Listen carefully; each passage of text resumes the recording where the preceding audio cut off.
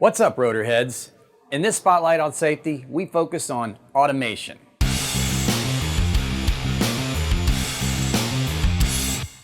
Advances in technology have provided many small helicopter operators with a life-saving capability previously available only on larger or more complex aircraft.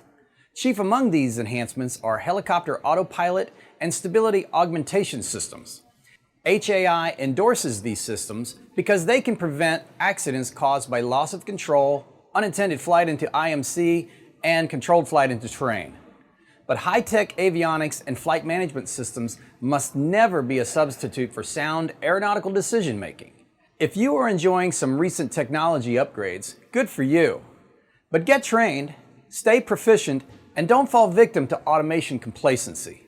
Integrate technology the right way and fly to a higher standard of safety.